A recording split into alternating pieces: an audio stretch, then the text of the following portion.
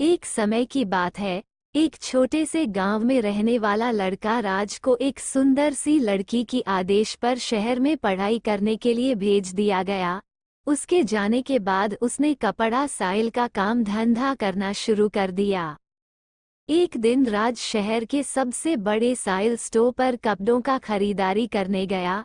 वहां पहुंचकर उसकी नज़र एक दुकान में बेईमानी से छिपी लड़की पर पड़ी। उसकी नादान आदतों के कारण राज वहां भयानक खराब हो गया। वो अपनी ईमानदारी और अच्छाई की रक्षा करना चाहता था। नीतिवादी युवा राज ने अपनी मां के बताए तरीके पर चलकर बिना ज्यादा सोचे समय क्यों खराब नहीं करते हुए दुकानदार को एक चांदी का सिक्का छोड़ दिया और वहां से कपड़ा खरीद लिया।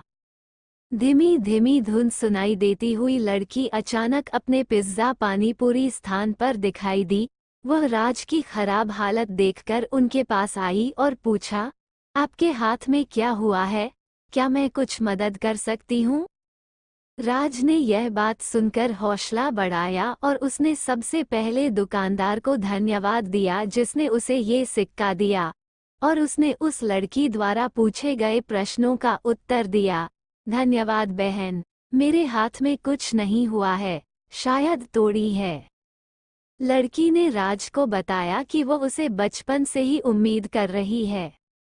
उसने आगे कहा कि उसे एक बहुत अच्छा और भोला लड़का चाहिए जो उसे सब प्यार करे और उसकी ख्वाहिशों को सीधा रास्ता दिखाए। राज ने लड़की के प्रति खास इंटरेस्ट दिखाया और उसे बातचीत के लिए आमंत्रण दिया। वे बहुत देर तक बात करते रहे और इस प्रक्रिया में वे दोनों एक दूसरे के बारे में अधिक जानने वाले हुए।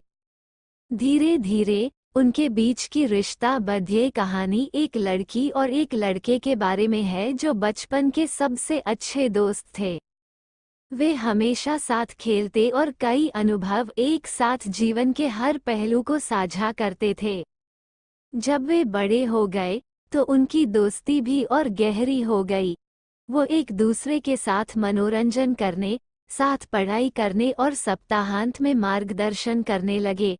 एक दिन लड़के ने अपनी दोस्ती के कुछ अलग महसूस किया। वो हमेशा लड़की की तरफ देखने और उसके साथ हंसने खेलने के लिए तत्पर रहने लगा। इन भावनाओं को देखते हुए लड़की ने दोस्ती के बारे में भी कुछ अलग महसूस किया।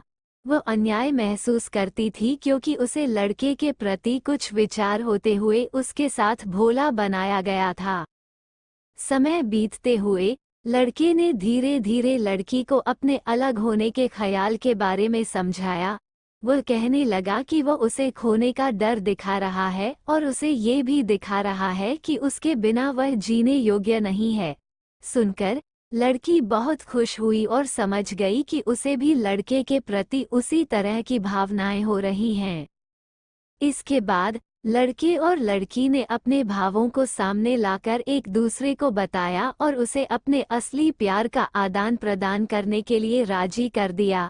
बाद में उन्होंने अपने परिवार को भी अपने असली प्यार के बारे में बताया और वो विवाह करने के लिए इच्छुक थे। इस प्रकार लड़के और लड़की ने एक साथ विवाह किया और अपने सपनों को साथ मिलकर पूरा किया।